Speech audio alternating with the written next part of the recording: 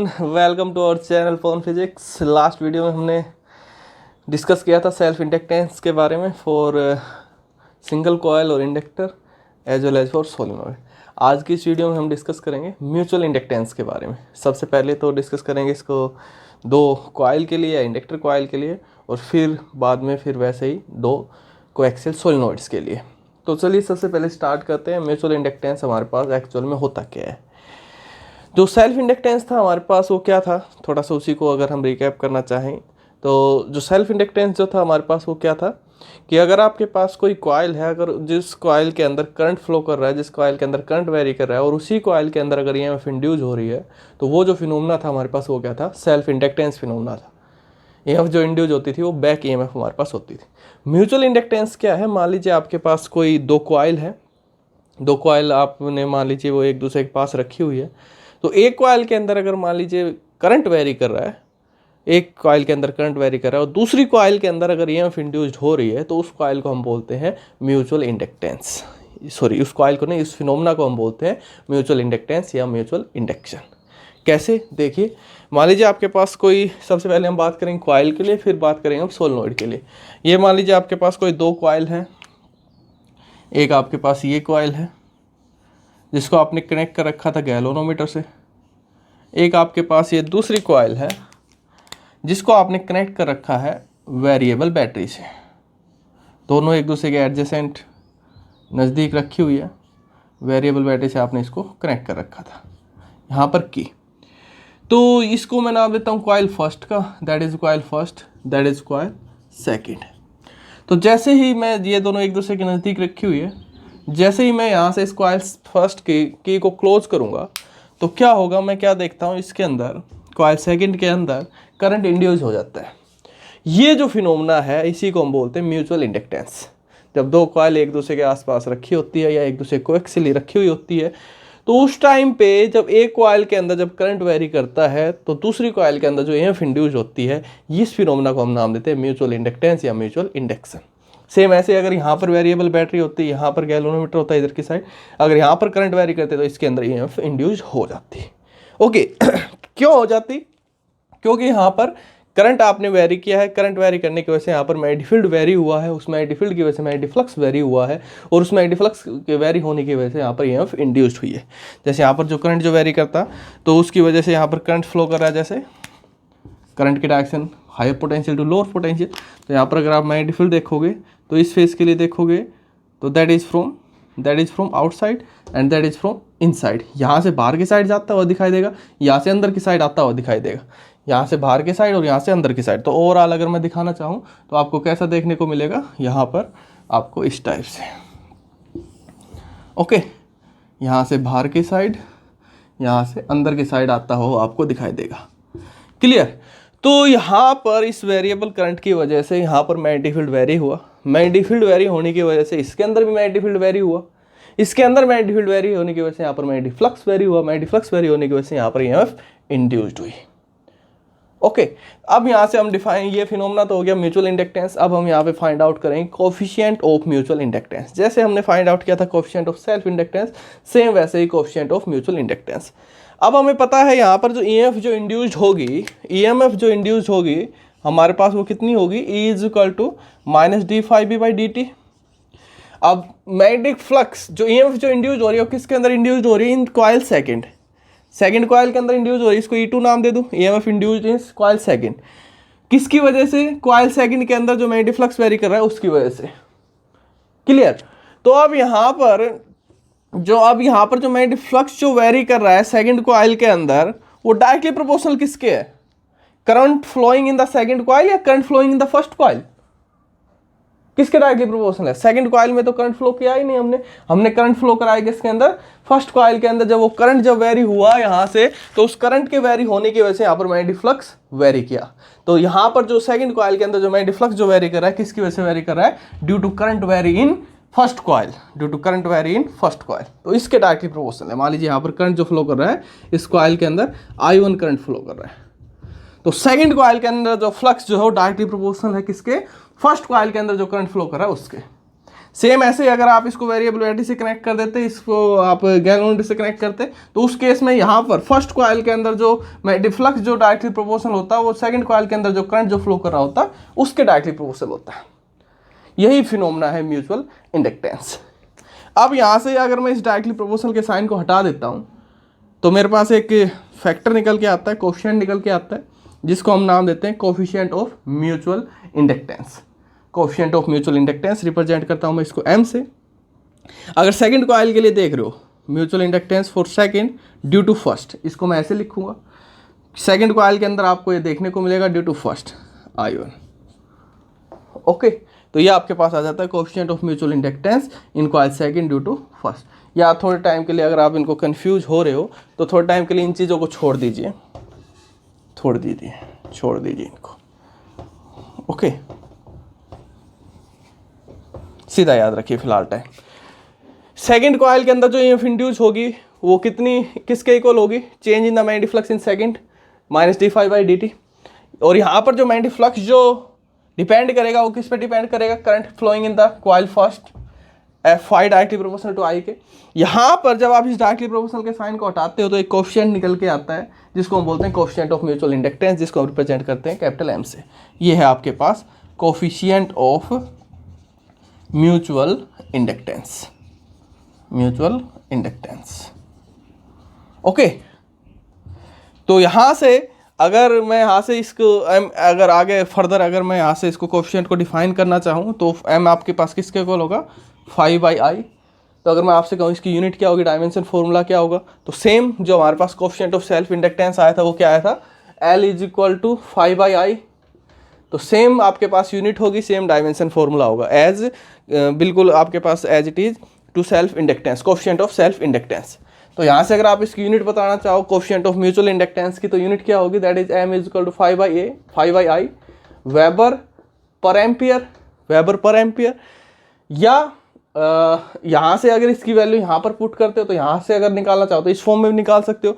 जो हमारे पास last video में जो यूनिट आई थी इस कोफिशिएंट ऑफ सेल्फ इंडक्टेंस की, सेम यूनिट आपके पास इसके लिए होगी कोफिशिएंट ऑफ म्यूचुअल इंडक्टेंस के लिए। क्लियर? तो अब अगर यहाँ से जैसे डिफाइन करना चाहो तो यहाँ पर ये तो होगी इसकी यूनिट। अगर हम इसको SI यूनिट में अगर नाम देना चाहे तो वही यूनिट जो कोफिशिएंट ऑफ सेल्फ इंडक्टेंस के लिए होती है, Henry, represented by capital H, Henry नाम के साइंटिस्ट पे। तो अगर यहाँ से अब 1 हेनरी को डिफाइन करना चाहो तो वैसे ही 1 वेबर डिवाइडेड बाय 1 एम्पियर। अगर यहाँ पर इस कॉइल के अंदर 1 एम्पियर करंट फ्लो कर रहा है और यहाँ पर 1 वेबर आपको मैग्नेटिक फ्लक्स देखने को मिल रहा है, तो उस टाइम पे जो आपके पास जो कोफिशिएंट ऑफ म्यूचुअल इंडक्टेंस की जो वैल्यू होगी वो कितनी होगी? 1 हेनरी वहाँ पर होगी। ऐसे ही डायमेंशन फॉर्मूला निकालोगे, फाइंड आउट करोगे, same self coefficient of self inductance के इक्वल आएगा। चेक करके आप मेरे को बताओ यही आता है या नहीं आता है। अब आगे देखिए, अब अगर मैं ये वैल्यू यहाँ पुट करता हूँ फाई की वैल्यू, तो मेरे पास इंड्यूस्ड ईएमएफ की वैल्यू कितनी हो जाएगी? तो इंड्यूस्ड ईएमएफ मेरे पास कितनी हो जाएगी? E = -dy/dt ऑफ फाई = कितना? mi। तो E = आपके पास कितना आ गया? -dy/dt, m coefficient of mutual inductance बाहर ले लूँ, di/dt। एक वैल्यू हमारे पास ये आ जाती है इंड्यूस्ड ईएमएफ की। तो अगर मैं यहाँ से एक और यूनिट फाइंड आउट करना चाहूँ यहाँ से कोफिशिएंट ऑफ म्यूचुअल इंडक्टेंस की, तो क्या आ जाएगी? यहाँ से m = माइनस के साइन को छोड़ दो थोड़ा टाइम के लिए, अपोजिशन को शो कर रहा है। m = E divided by di/dt। E क्या होता है? वोल्ट। ये क्या होता है? एम्पियर। ये क्या होता है? Second. 1 volt 1 ampere per second. अगर यहाँ से अगर आप 1 एम्पियर को यहाँ से डिफाइन करना चाहो तो यहाँ से डिफाइन कर सकते हो 1 हेनरी को, 1 Henry = 1 volt divided by 1 ampere 1 second. अगर वहाँ पर 1 सेकंड के अंदर आपको 1 एम्पियर का करंट फ्लो कर रहा है, तो यहाँ पर अगर इंड्यूस्ड ईएमएफ की वैल्यू 1 वोल्ट है तो वहाँ पर जो कोफिशिएंट ऑफ म्यूचुअल इंडक्टेंस जो उसकी वैल्यू कितनी होगी? 1 हेनरी होगी। जैसे भी आप डिफाइन करना चाहो कर सकते हो। ओके, यहाँ से अगर इसकी एक और यूनिट लिखना चाहो तो एक और लिख सकते हो, वोल्ट पर एम्पियर सेकेंड। इसकी यूनिट क्या हो जाएगी आपके पास? वोल्ट पर एम्पियर सेकेंड। या आपके पास इसकी एक और यूनिट हो जाएगी। ठीक है,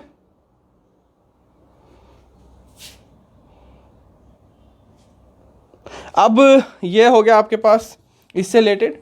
अब इससे रिलेटेड एक सबसे पहले तो एक न्यूमेरिकल कर लेते हैं, उसके बाद फिर हम स्टडी करेंगे वहाँ पर सोलेनोइड्स के लिए। देखिए, देखिए प्रॉब्लम में क्या गिवन है आपको, कोई आपके पास एक पेयर है एडजेसेंट कॉइल का, जो अभी हमने डिस्कस किया था, एडजेसेंट कॉइल हमने ली थी, 2 कॉइल पेयर है आपके पास, उनका जो म्यूचुअल इंडक्टेंस जो है आपके पास कितना है 1.5 हेनरी। हेनरी जो यूनिट होती है वो आपके पास म्यूचुअल इंडक्टेंस की भी होती है, सेल्फ इंडक्टेंस की भी होती है, इसका ध्यान रखना आपने। जब वो पेयर बोल देता है इट मीन्स वहाँ पर म्यूचुअल इंडक्टेंस है, अगर वो सिंगल कॉइल बोलता है इट मीन्स वो वहाँ पर आपके पास कोएफिशिएंट ऑफ सेल्फ इंडक्टेंस है। तो अब यहाँ पर पेयर है तो ये आपके पास क्या है, coefficient of mutual inductance, M की वैल्यू आपको गिवन है। अब जो करंट जो चेंज हो रहा है एक कॉइल के अंदर वो 0 से 20 एम्पियर तक चेंज हो रहा है, कितने टाइम में, 0.5 सेकंड टाइम में। कितने टाइम में, 0.5 सेकंड टाइम में जो करंट जो चेंज हो रहा है, पहले जो करंट था 0 एम्पियर था, बाद में जो करंट है वो हो गया 20 एम्पियर। कितना चेंज हो गया करंट के अंदर, D change in current is equal to 20 minus 0, 20 ampere current change हो गया एक कॉइल के अंदर। What is the change in of flux linking with other coil, जो दूसरी कॉइल में जो फ्लक्स में जो चेंज हुआ है वो आपने बताना है, change in flux, D phi की वैल्यू आपने फाइंड आउट करनी है। एक कॉइल के अंदर वहां पर करंट वेरी किया, 0 एम्पियर से 20 एम्पियर तक पहुंचाया 0.5 सेकंड के अंदर, तो उस करंट पहली कॉइल के अंदर करंट के वेरिएशन की वजह से दूसरी कॉइल के अंदर जो मैग्नेटिक फ्लक्स जो वेरी हुआ उसकी वैल्यू आपने बतानी कितनी हुई है, कितना मैग्नेटिक फ्लक्स वहां पर वेरी हुआ। तो देखिए कैसे करेंगे, अभी जो हमने डिस्कस किया आपके पास जो वैल्यू आई E is equal to D phi by D T, minus sign को छोड़ रहा हूँ थोड़ा टाइम के लिए। ओके, फाई जो था वो हमारे पास क्या आया था, phi is equal to M I, तो E is equal to M d I by D t, M constant coefficient of mutual inductance. तो जरा ध्यान से देखिए इन दोनों इक्वेशन को, इक्वेशन फर्स्ट और सेकंड दोनों लेफ्ट साइड बराबर है दोनों इक्वेशन की, तो राइट हैंड साइड को भी इक्वल लिख सकता हूँ। तो उससे होगा क्या, हमारे पास डी आई की वैल्यू गिवन है, डी टी की वैल्यू भी गिवन है, एम की वैल्यू भी गिवन है, डी फाइव की वैल्यू हमारे पास आ जाएगी। तो क्या हो जाएगा अगर दोनों को इक्वल लिखूंगा तो d phi by D t is equal to M d I by D t, d t से d t cancel, change in flux कितना आ गया, M into change in current. तो एम आपके पास कितना है, सबसे पहले चेक कीजिए सारा सिस्टम एसआई में, henry okay, second okay, ampere okay, तो आपके पास कितनी वैल्यू हो जाएगी, M 1.5, change in current 20 ampere. तो ये आपके पास कितना आ गया, change in flux is equal to 1.5 into 20, 30 weber, इतना फ्लक्स वहाँ पर चेंज हो जाएगा। ओके, अब नेक्स्ट बात करते हैं हम सोलेनोइड्स के लिए। ये जो हमने स्टडी किया वो 2 एडजेसेंट कॉइल के लिए स्टडी किया, अब हम बात करते हैं सोलेनोइड के लिए। अब मान लीजिए आपके पास कोई 2 सोलेनोइड है, दोनों एक दूसरे का जो एक्सिस जो कॉमन है, कोएक्सियल सोलेनोइड आप उनको बोल सकते हो, उसमें वहाँ पर आपको जो कोएफिशिएंट ऑफ म्यूचुअल इंडक्टेंस जो देखने को मिलेगा, कितना देखने को मिलेगा, ये फिनोमेना अब हम यहाँ पर स्टडी करते हैं। तो देखिए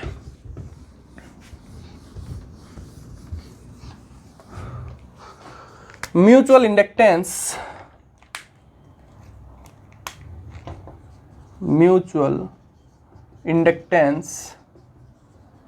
due to 2 coaxial सोलेनोइड्स।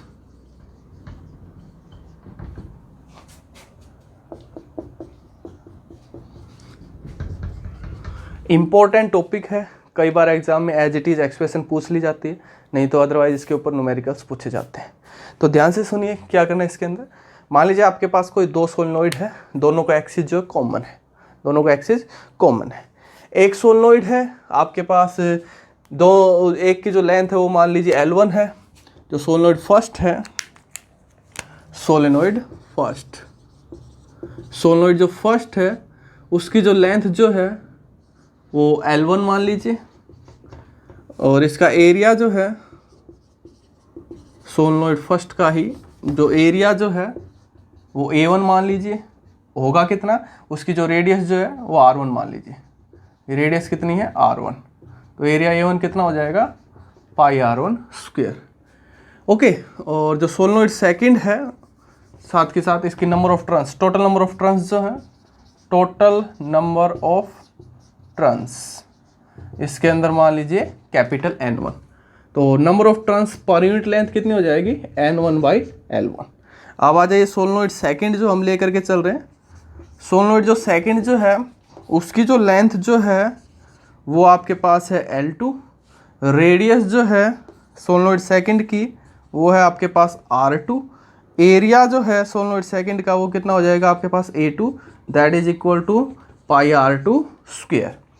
Total number of turns जो हैं, total number of turns in solenoid second that is equal to N2, या total number of turns per unit length small n2 is equal to capital N2 by L2। ये सब चीज़ें हम पहले parameter लेकर के चल रहे हैं, बाद में अलग से एक्सप्रेशन फाइंड आउट करेंगे कि दोनों सोलेनोइड की लेंथ इक्वल है या एरिया इक्वल है, तो दोनों को L1 L2 को L लिख देंगे, एरिया A1 A2 को A लिख लेंगे, वो स्पेशल केस में हम कर लेंगे। तो अब देखिए हमारे पास कुछ इस टाइप का अरेंजमेंट है। आपके पास दो सोलेनोइड है, एक मान लीजिए आपके पास ये सोलेनोइड है, that is solenoid first, okay, that is solenoid first. एक आपके पास दूसरी सोलेनोइड है, दोनों का एक्सिस जो है कॉमन है, दोनों का एक्सिस कॉमन है, तो कुछ इस टाइप से आपके पास दूसरी जो सोलेनोइड है ऐसे,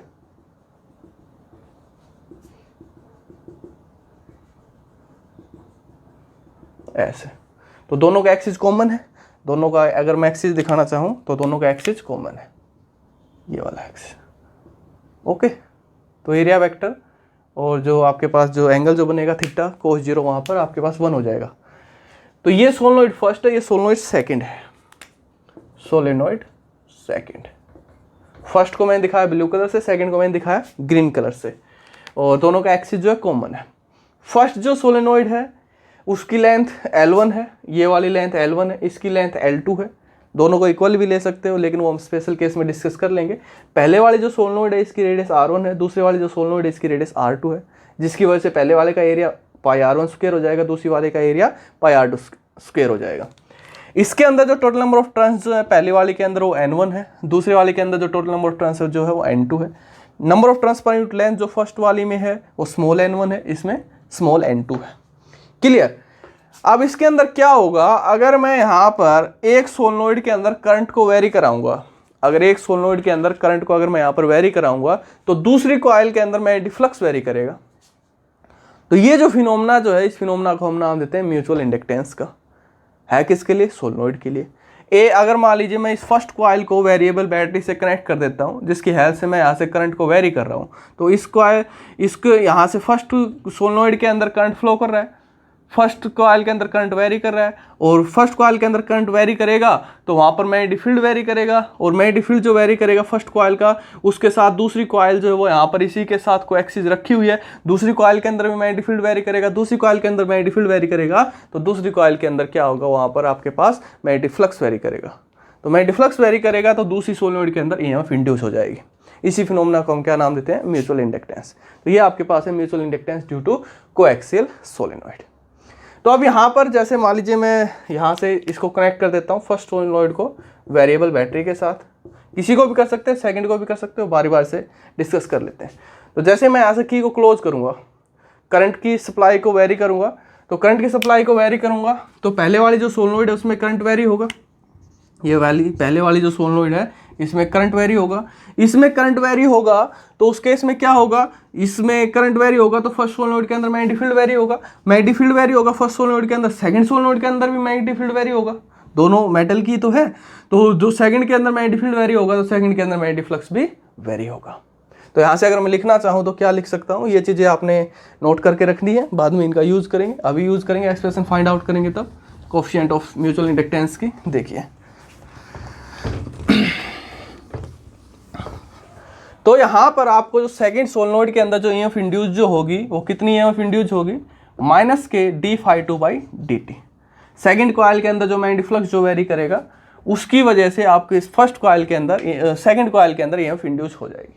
सेम ऐसे ही अगर मैं यहाँ पर इसको यहाँ से बैटरी से कनेक्ट नहीं करता हूँ, सेकंड कॉइल को मैं बैटरी से कनेक्ट कर देता हूँ, इसको बैटरी से कनेक्ट नहीं कर रखा है, वहाँ से करंट को वेरी करूँगा तो सेकंड कॉइल के अंदर करंट वेरी होगा, तो सेकंड कॉइल के अंदर मैग्नेटिक फील्ड वेरी होगा, सेकंड कॉइल के अंदर मैग्नेटिक फील्ड वेरी होगा तो फर्स्ट कॉइल के अंदर भी मैग्नेटिक फील्ड वेरी होगा, फर्स्ट कॉइल के अंदर मैग्नेटिक फील्ड वेरी होगा तो वहाँ पर मैग्नेटिक फ्लक्स भी वेरी होगा, तो फर्स्ट कॉइल के अंदर भी ईएमएफ इंड्यूस हो जाएगी।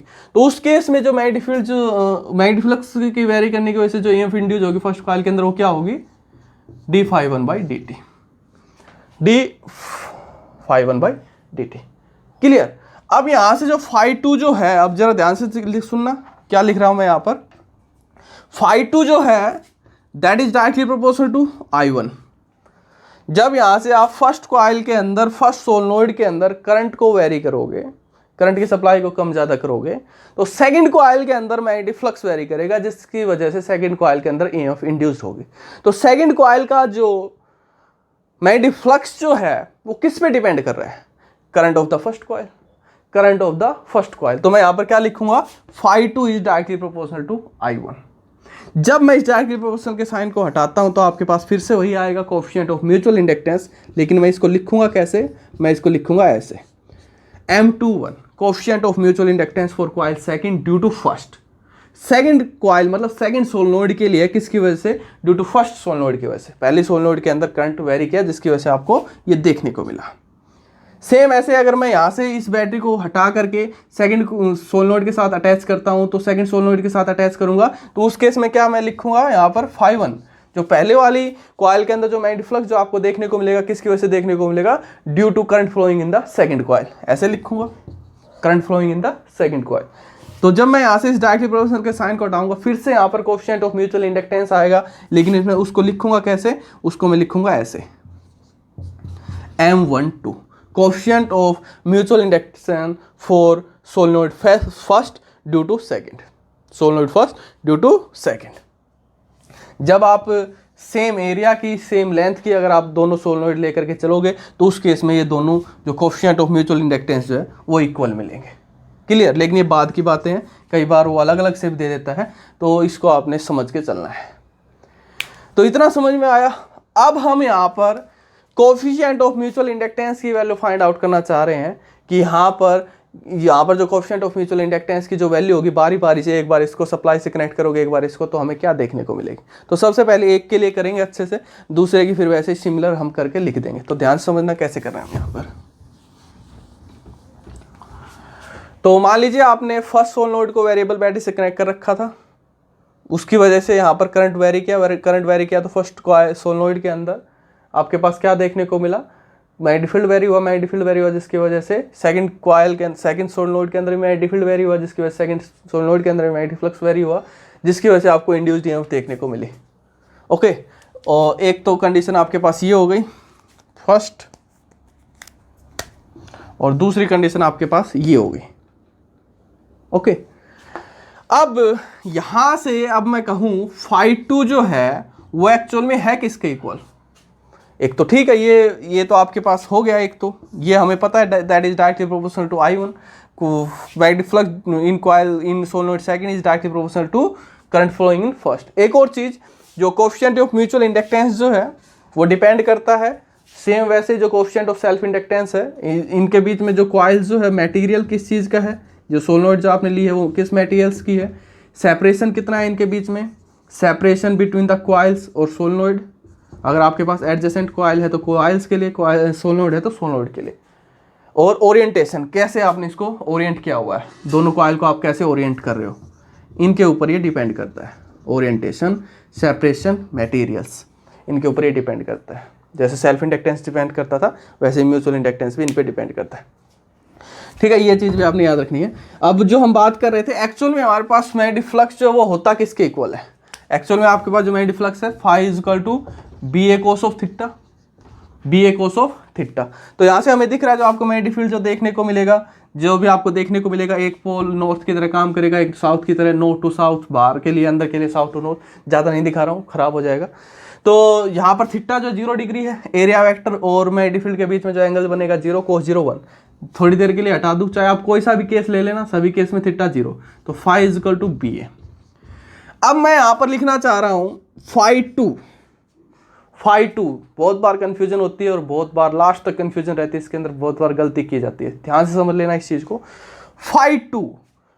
phi2 मतलब magnetic flux in coil second, magnetic flux in coil second जो आपको देखने को मिलेगा, टोटल मैग्नेटिक फ्लक्स कितना देखने को मिलेगा। अब फिर से यहाँ पर कॉइल्स का रोल आएगा, जो सेकंड जो सोलेनोइड है उसके अंदर टोटल नंबर ऑफ कॉइल्स कितनी है, सेकंड जो सोलेनोइड है उसके अंदर टोटल नंबर ऑफ कॉइल्स कितनी है, N2 है। तो टोटल जो फ्लक्स जो होगा वो कितना होगा, सेकंड सोलेनोइड के लिए कितना होगा, N2 phi2। अगर उसके अंदर एक कॉइल होती तो सिर्फ phi2, अगर वहाँ पर N2 नंबर ऑफ कॉइल्स है, टोटल नंबर ऑफ कॉइल्स वहाँ पर N2 है, टोटल नंबर ऑफ टर्न्स वहाँ पर अगर N2 है, तो आपके पास टोटल फ्लक्स कितना, N2 phi2। और ये होगा किसके इक्वल, ये किसके इक्वल होगा, phi is equal to B A. अब बी किसका, ए किसका, अब बी किसका, ए किसका। अब इस चीज को ध्यान से समझ लीजिए, यहां पर बी जो है, यहां पर जो बी जो है, सबसे पहले इस I1 करंट की वजह से जो फर्स्ट जो सोलेनोइड है उसके अंदर मैग्नेटिक फील्ड वेरी करेगा, वही मैग्नेटिक फील्ड सेकंड कॉइल के अंदर वेरी करेगा। तो यहां से आप जो मैग्नेटिक फील्ड जो लेकर के चलोगे वो किसका लेकर के चलोगे, इस केस में फर्स्ट सोलेनोइड का लेकर के चलोगे। बहुत बार गलती होती है, ध्यान से समझ लेना इसको। यहां पर देख लेते हैं, यहां पर भी N2 है, यहां पर भी Φ2 है, तो यहां पर भी V2 लिख दो। मैग्नेटिक फील्ड जो लिया जाएगा इस केस में पहले वाले सोलेनोइड का लिया जाएगा। जब आप मैग्नेटिक फ्लक्स की बात करोगे इन केस सोलेनोइड, तो उस केस में जो मैग्नेटिक फील्ड जो आएगा that is equal to magnetic field of solenoid first, और एरिया जो आएगा वो आएगा area of the solenoid second, जिसके अंदर वो मैग्नेटिक फ्लक्स आपको देखने को मिल रहा है, वेरी कर रहा है। इस कंसेप्ट को ध्यान से समझ लेना, ठीक है। अब B1 आपके पास है किसके इक्वल, B1 जो हमें देखने को मिल रहा है आपके पास, B किसके इक्वल होता है, mu naught Ni। Magnetic field जो आपको देखने को मिलता है सोलेनोइड की वजह से कितना देखने को मिलता है, म्यू नॉट Ni। तो B1 जो होगा वो किसके इक्वल होगा, B1 is equal to mu naught N1 I1। N1 यहाँ पर number of turns per unit length है, ओके। इसी की वजह से ही तो, इसी मैग्नेटिक फील्ड की वजह से ही तो सेकंड सोलेनोइड के अंदर मैग्नेटिक फ्लक्स वेरी किया है। तो आप सेकंड सोलेनोइड का मैग्नेटिक फील्ड नहीं लेकर के चलोगे, फर्स्ट सोलेनोइड का मैग्नेटिक फील्ड लेकर के चलोगे।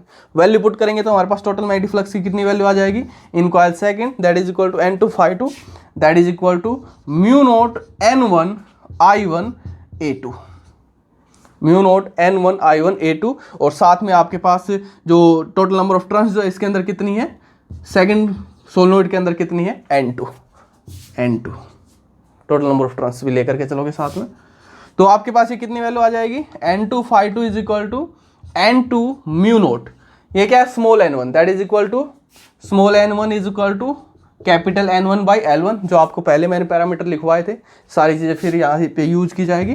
Capital N1 by L1 I1 A2 आपके पास अगर R की फॉर्म में लिखना चाहो तो A2 इज इक्वल टू आपके पास किसके इक्वल होगा, पाई R2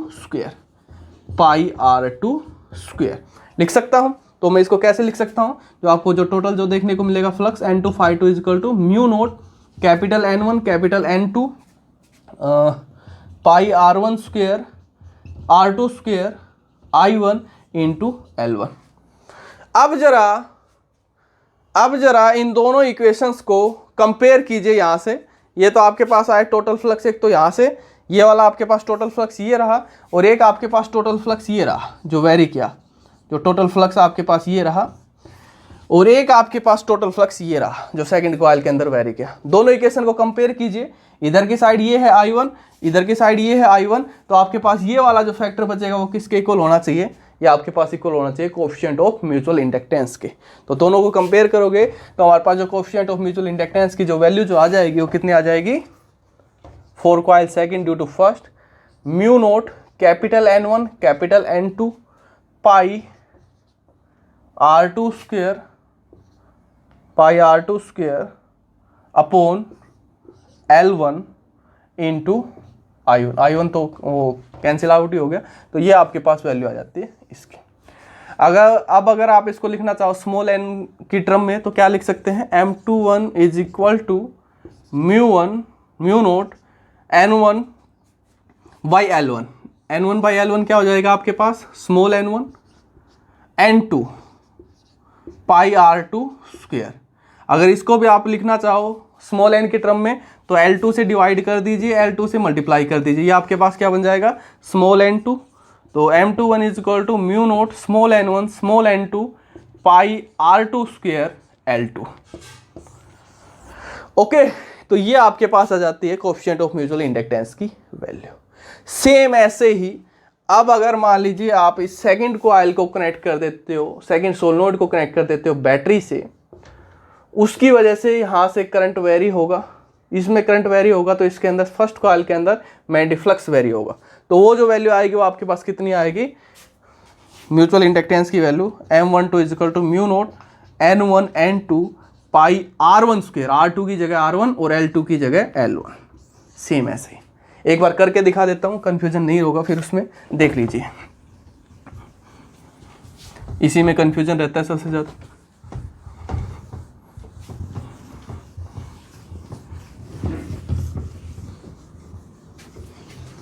जैसे यहाँ से जब ये करंट वेरी करेगा तो मैं लिख सकता हूँ φ1 is directly proportional to I2 के। जब इसको मैं यहाँ से हटाऊंगा तो M12 I2। ओके, यहाँ तक समझ में आया। अब यहाँ पर इस सेकंड कॉइल के अंदर जो आपको टोटल मैग्नेटिक फ्लक्स जो देखने को मिलेगा, टोटल मैग्नेटिक फ्लक्स आपको कितना देखने को मिलेगा, दैट इज सेकंड कॉइल के अंदर फर्स्ट कॉइल के अंदर total number of turns in first coil into I1 that is equal to N1।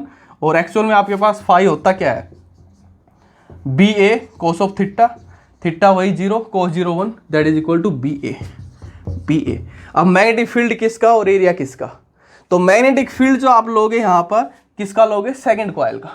Second coil के अंदर जब मैग्नेटिक फील्ड वेरी करेगा तब फर्स्ट कॉइल के अंदर मैग्नेटिक फील्ड वेरी करेगा, जिसकी वजह से मैग्नेटिक फ्लक्स वेरी करेगा। तो यहाँ पर B1 एरिया किसका, एरिया यहाँ पर आपके पास यहाँ पे B2 सेकंड कॉइल के अंदर जब मैग्नेटिक फील्ड वेरी करेगा तब फर्स्ट कॉइल के अंदर मैग्नेटिक फील्ड वेरी होगा, जिसकी वजह से फर्स्ट कॉइल के अंदर मैग्नेटिक फ्लक्स वेरी होगा। तो यहाँ पर B2 और एरिया किसका, फर्स्ट का। बस ये कंसेप्ट देख लेना, इसी में सबसे ज़्यादा गलती होती है। मोस्टली बुक में क्या करते हैं, ये चीज़ें लेकर के ही नहीं चलते हैं, सीधा सीधा वहाँ पर एरिया को सेम मान लेते हैं, तो जिसकी वजह से मैग्नेटिक फील्ड को जो भी है वो सेम मान करके डायरेक्ट वैल्यू लिख देते हैं। यहाँ पर सीधा μ0 N1 N2 पाई R² और L, इनका रोल ही खत्म कर देते हैं, R1 R2 L1 L2 का। लेकिन आपने लेकर के चलना है, हम वो उसको जनरलाइज करके लिखेंगे। तो यहाँ से आपके पास जो टोटल फ्लक्स की जो वैल्यू जो होगी आपके पास कितनी हो जाएगी, N1 B किसके इक्वल होगा, B is equal to μ0 Ni। तो B2 किसके इक्वल होगा, μ0 N2 I2, या स्मॉल n2 किसके इक्वल होगा, capital N2 upon L2 I2। तो यहाँ पर मैं क्या लिख सकता हूँ, μ0 capital N2 by L2 into I2 into A1। Okay, अब अगर मैं फिर से इसको कंपेयर करना चाहूँ इसके साथ, तो इधर भी I2 इधर भी I2, ये बीच का जो बच गया वो आपके पास किसके इक्वल हो जाएगा, M12 के। तो M12 is equal to μ0 N1 N2 by L2 into A1।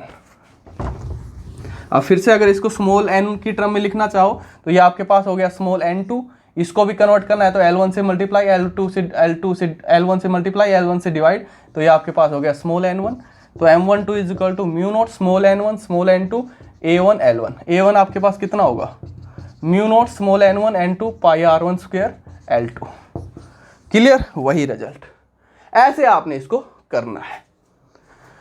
अगर वो आपको ये कह देता है आपके पास कोई सोलेनोइड है, कोई दो सोलेनोइड है एक दूसरे के म्यूचुअली रखी हुई है या एक दूसरे के कोएक्सियल रखी हुई है, तो उस केस में वो आपसे ये सारी चीज़ें दे देता है, कोएफिशिएंट ऑफ म्यूचुअल इंडक्टेंस की वैल्यू, या इनमें से कोई वैल्यू फाइंड आउट कराता है, तो इनके हेल्प से आप इसको ऐसे फाइंड आउट करेंगे। अब जो मैं बात कर रहा था स्पेशल केस की, जो आपकी बुक में स्टार्टिंग से ही लेकर के चलते हैं, तो जैसे मान लीजिए आपके पास दोनों सोलेनोइड है, दोनों सोलेनोइड की लेंथ जो है वो इक्वल है, सिर्फ लेंथ इक्वल बोल देता है, तो उस केस में जो आपको कोएफिशिएंट ऑफ म्यूचुअल इंडक्टेंस जो देखने को मिलेगा दोनों कॉइल के लिए क्या देखने को मिलेगा, M12 अगर मैं लिखता हूँ तो μ0 small n1 small n2 pi R1² L1, दोनों की लेंथ इक्वल है, L लिख दूँ, μ0 n1 n2 पाई R2² L। अगर वो ये कह देता है कि दोनों की लेंथ भी इक्वल है और एरिया भी दोनों का इक्वल है, मतलब रेडियस दोनों की इक्वल है, तो उस केस में क्या देखने को मिलेगा, M12 is equal to μ0 n1 n2 pi R², या सिंपल A लिख दूँ, इंटू L, और सेकंड के लिए μ0 n1 n2 A L, दोनों इक्वल। इस केस में M12 is equal to M21 is equal to M। आपकी बुक में जो मोस्टली बुक में जो मिलेगा ये केस मिलेगा, दोनों में कोएफिशिएंट ऑफ म्यूचुअल इंडक्टेंस की वैल्यू इक्वल मिलेगी, लेकिन आपने सारा का सारा यहाँ पर करना है। ओके, ये था आपके पास mutual inductance due to two coaxial solenoids, और उसके लिए कोएफिशिएंट ऑफ सेल्फ इंडक्टेंस की वैल्यू। अब इस पे एक प्रॉब्लम देख लेते हैं। देखिए प्रॉब्लम में आपको क्या गिवन है, आपके पास कोई सोलेनोइड कॉइल है जिसमें 10 turns per centimetre, 10 turns per centimetre given है, 10 टर्न्स पर सेंटीमीटर। तो अगर हम बात करें 1 मीटर की, तो N1 कितना हो जाएगा यहाँ पर आपके पास 1000, 1 मीटर में कितनी है 1000 टर्न्स पर मीटर। अगर हम बात करें टोटल नंबर ऑफ टर्न्स की, तो टोटल नंबर ऑफ टर्न्स आपके पास कितनी हो जाएगी 1000 मल्टीप्लाई बाई जितनी भी उसकी लेंथ है उस सोलेनोइड की, वो आपके पास हो जाएगी total number of turns. 10 turns per centimetre along its length and A cross sectional area of 4 centimetre square. इसका जो एरिया जो है वो कितना गिवन है आपको 4 सेंटीमीटर स्क्वायर। तो मीटर में कन्वर्ट करोगे तो 4 into 10⁻⁴ metre square. 100 turns of another wire, किसी दूसरी वायर की 100 टर्न्स है, are wound round the first solenoid, उसको वाउंड किया गया फर्स्ट सोलेनोइड के ऊपर कोएक्सियली उसके ऊपर कंप्लीट के ऊपर वाउंड कर दिया गया है। The two coils are insulated from each other, एक दूसरे से इलेक्ट्रिकली इंसुलेटेड है, उनको कवर किया गया है एक दूसरे को। Calculate the mutual inductance between the coils, calculate the mutual inductance between the coils. अब देखिए इसमें सिर्फ एक ही कॉइल का एरिया गिवन है, तो जब कभी ऐसा केस आ जाता है कि अगर आपको एक ही कॉइल का एरिया लेंथ गिवन है तो उस केस में आप डायरेक्ट यही वाला फॉर्मूला यूज करोगे जो आपके लिए दोनों के लिए इक्वल आया था, that is equal to mu naught N1 N2 AL, या in term of total number of turns mu naught capital N1 capital N2 divide by L into A। अगर अलग अलग से बोल देता कि एक का एरिया इतना, एक का एरिया इतना है, एक की लेंथ इतनी है, दूसरे की लेंथ इतनी, तो उस केस में आप ये वैल्यू फाइंड आउट करते। हो सकता है दोनों की सेम भी आ जाए, ये जरूरी नहीं सेम ना आए, सेम भी हो सकती थी, अलग अलग भी हो सकती थी। तो अब इसने एक का ही एरिया गिवन है तो आप इसी फॉर्मूले का यहाँ पर आप यूज करोगे। क्लियर? तो अब देखिए वो आपको क्या कह रहा है, जो पहले के अंदर जो टोटल नंबर ऑफ टर्न्स जो कितनी है 1000 इंटू एल, लेंथ उसने नहीं बताई कितनी है, लेंथ हमने मान ली उसकी लेंथ एल है, तो N1 कितना है 1000 इंटू एल। N2 जो सेकंड जो सोलेनोइड है जो उसको वाउंड की गई है उसमें टोटल नंबर ऑफ कितनी टर्न्स है 100, एरिया कितना है 4 इंटू 10⁻⁴ मीटर स्क्वायर। आपको निकालना है coefficient of mutual inductance, find out कर सकते हैं। M is equal to 4π into 10⁻⁷ N1 1000 into L, N2 100, area 4 into 10⁻⁴ divide by L, L given नहीं है तो L से L कैंसिल, तो ये जो भी आपके पास वैल्यू आएगी M is equal to 4π into 10⁻⁷ plus 3 plus 2 minus 4 into 4, तो 16 पाई इंटू 10⁻⁴ जो भी आपके पास बचेगा 3 to 5 और माइनस 11 प्लस 5 माइनस 6 हेनरी। जो भी इसको सोल्व करने के बाद वैल्यू आएगी वो आपके पास कोएफिशिएंट ऑफ म्यूचुअल इंडक्टेंस की वैल्यू आ जाएगी। तो ऐसे आपने डिफरेंस टाइप के न्यूमेरिकल करके देखने हैं जिसमें दोनों का एरिया लेंथ गिवन हो, तो आप वो अलग अलग वाला फॉर्मूला यूज़ करोगे। जिसमें दोनों का अलग अलग एरिया लेंथ गिवन नहीं है तो आप दोनों का सेम मान करके चलोगे और आप ऐसे फाइंड आउट करोगे। क्लियर? तो ये था हमारे पास म्यूचुअल इंडक्टेंस के बारे में। एक और चीज़ जो हम यहाँ पे बात कर रहे हैं, जैसे यहाँ पर अगर वो आपको मीडियम दे देता है तो मीडियम दे देगा तो उस केस में जो कोएफिशिएंट ऑफ म्यूचुअल इंडक्टेंस की जो वैल्यू हो जाएगी वो क्या हो जाएगी, मीडियम के लिए आपको यहाँ पर लेकर के चलोगे magnetic permeability mu, that is equal to mu naught mu R. इसका भी आपने ध्यान रखना है। अगर उन कॉइल्स के बीच में सोलेनोइड के बीच में अगर वो कोई मीडियम बोल देता है तब आप ये फॉर्मूला यूज़ करोगे। ओके, आज की वीडियो में इतना ही। नेक्स्ट वीडियो में हम कॉइल्स को सीरीज और पैरेलल कॉम्बिनेशन में स्टडी करेंगे, उनका टोटल इंडक्टेंस कितना होगा, सेम ऐसे ही रेजिस्टेंस की तरह ही। Thank you.